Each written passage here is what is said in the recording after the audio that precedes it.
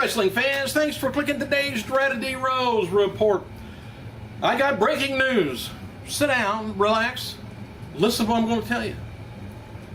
Former diva KELLIE is now a brunette. Oh, by the way, Tamina Snuka, talking about divas, she's out of action with some kind of an injury, possibly to her back. She hasn't been traveling with WWE crew and hasn't wrestled since like August 20th on Raw. And when she was in the #1 contender battle royal, that was won by Caitlyn by mistake, I think.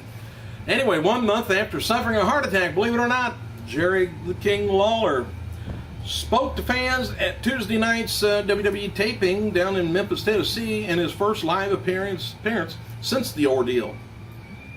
Apparently, between tapings for Saturday Morning Slam and SmackDown, the legendary wrestler said that he hopes to return to the broadcast booth within the next few weeks. An official WWE website announced that they're going to be releasing footage of Michael Cole's emotionally charged interview with Lawler on Wednesday. Mick Foley, he's going to be appearing in an upcoming episode of NBC Celebrity Apprentice, which I can't wait.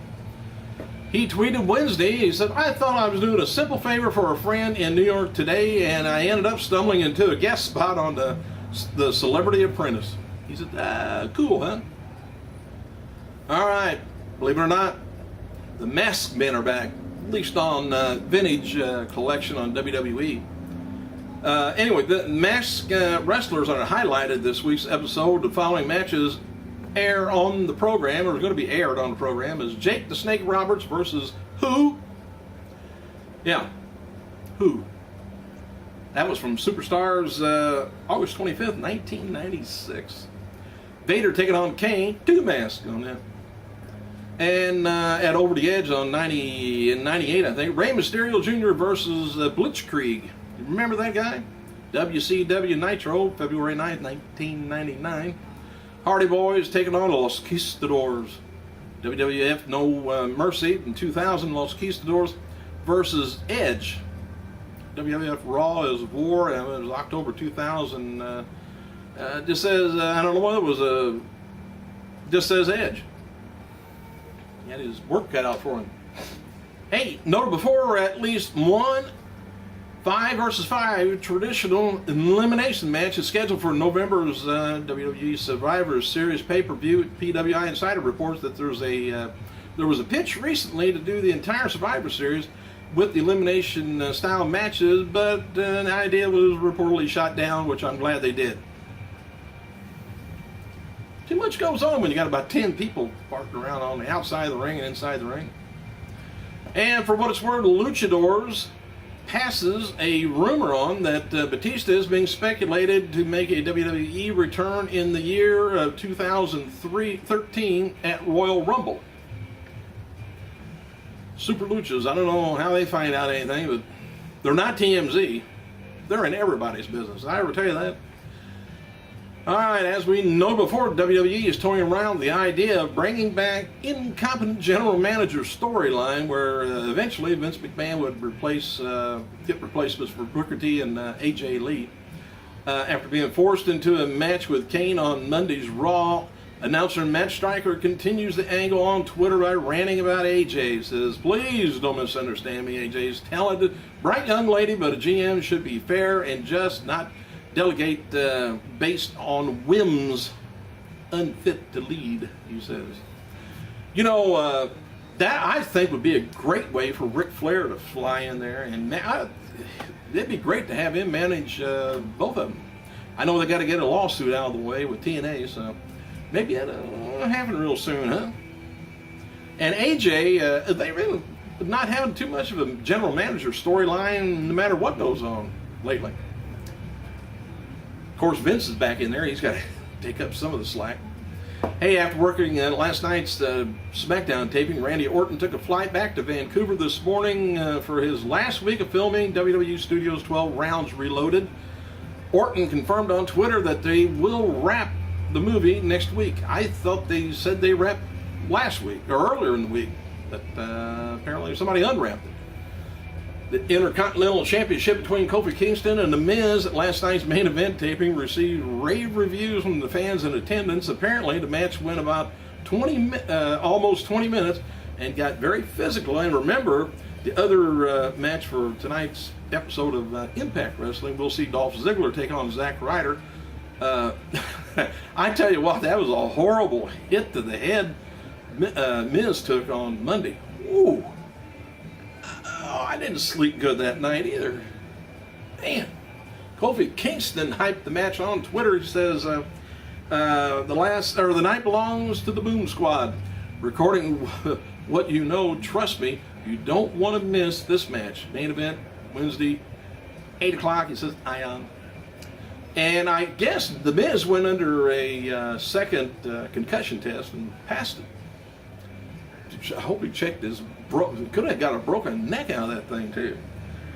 The October 6th episode of Saturday Morning Slam with Rey Mysterio taking on Michael McGillicuddy averaged about 1.2 million viewers, which is up from the 1.13 million viewers that tuned in for the debut episode on August 25th, which is good.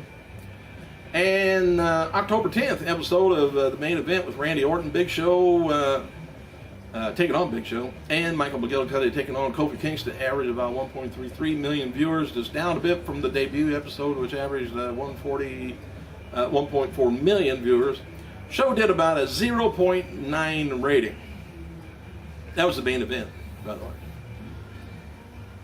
All right, I think a lot of people got confused thinking of the Saturday night main event and thinking it was going to be on Saturday, but they got Saturday night main event on Wednesday. No, it's just the main event. Hey, Raw General Manager AJ Lee recently spoke with Trentonian.com to promote next week's Raw live in New Jersey. To prevent ring rust, AJ said she's still training while she's not wrestling and really wants to wrestle at WrestleMania 29 in her home state of New Jersey. And she would book herself against Eve Torres for the Diva title if she could. AJ said, I'd like to still be general manager and put myself in a match. I'm loving every second of being general manager, but I really want to wrestle in New Jersey. Hey, if they're going to have lame general managers, one on SmackDown, one on Raw, hey, let's have Booker T and AJ wrestle each other, huh? They don't do that anymore, do they? Man against woman. Former WCW United States champion and horseman member, Steve Mongo McMichaels turns 55 years old today. And dark main event after last night's SmackDown taping was supposed to be Big Show taking on Sheamus, but the match really never got started. The two brawled until Sheamus hit white noise and a Brogue kick to end the taping. So the ring bell ringer went somewhere else. WWE's latest Where Are They Now looks at former announcer Todd Pettengill for some unknown reason. I don't know why. But these days, Pettengill hosts the Scott and Todd Morning Show in the New York area. The show enters its 22nd year on the air and will be going national. Pettengill also runs his Pettengill Production Company, where they film reality TV and shoot commercials and more. And apparently he's busy loaning his name out or doing something, but I've never heard of any of it. World Heavyweight Champion Sheamus is going to be appearing at Colonial Honda in Dartmouth, Massachusetts, October 23rd, 12 a.m., rather 12 p.m., noon. After an apparent endorsement from John Cena to Ryback at Monday's Raw, I was kind of wondering about this too. Has an article of wondering if Cena kind of passed the torch to the newcomer. The article kind of reads like this. Ryback, who has been nothing but short of a force of nature since arriving in April, now carries the weight of WWE Universe on his broad shoulders, but he can't get Tensai up on him. Not very good anyway. Anyway, handed down to him by Cena, 10-time WWE champion. Ryback also carries with him the hopes and dreams of the entire locker room. Whether it's Cena, isn't yet healthy enough to do battle, or perhaps because of the C-Nation leader is something special in the raising of the superstar, or rising, whichever you want to call it. The burden is now on Ryback to answer the call. And I tell you what, you don't think about an injury helping somebody, but when he injured his ankle and was gone for close to a year, that was a lucky, pun intended, I guess, a lucky break for him. Now, where was I? Hey, it's when Hell in a Cell descends on RYBACK, they say, and Punk, come October 28th. RYBACK will live up to the enormous expectation and thrust upon him by CENA and carry the torch to the title reign. We don't know. And I don't think he's going to lose. This is my opinion. I can't see RYBACK losing yet. They're going to keep him on a winning streak as long as they can. Could be an Undertaker type streak. Keep on going. You know, rack up the days and stuff. But I don't see him losing. But there's something going to happen that's going to interfere with the match. I know it's going to be in a cell, but either they're going to tear the cell down. Hey, that ain't happened yet. Or it's going to, I don't think there's even a, I don't know if you can be DQ'd in a Hell in a Cell or not, but somehow it's going to end and there's going to be no winner. Now, whether CENA ends up being special guest referee, we'll have to find out. Hey, Chris Jericho recently filmed a hosting gig for a 10-hour miniseries, according to for Detail magazine. Don't know what that is. Jericho will release more details and airtime soon. Cody Rhodes granted a wish through Make-A-Wish Foundation in Memphis, Tennessee before the SmackDown taping. Last night, by the way, Kofi Kingston defeated The Miz to become the new Intercontinental Champion. Pre-sale code for January 8th SmackDown, which takes place in Miami, Florida, is WWE VIP. Pre-sale code for December 4th SmackDown, going to be taking place North Charleston, South Carolina. Get the directions right on there. It's North Charleston, South Carolina. I don't know whether to go up or down. But anyway, the code is CHAMP.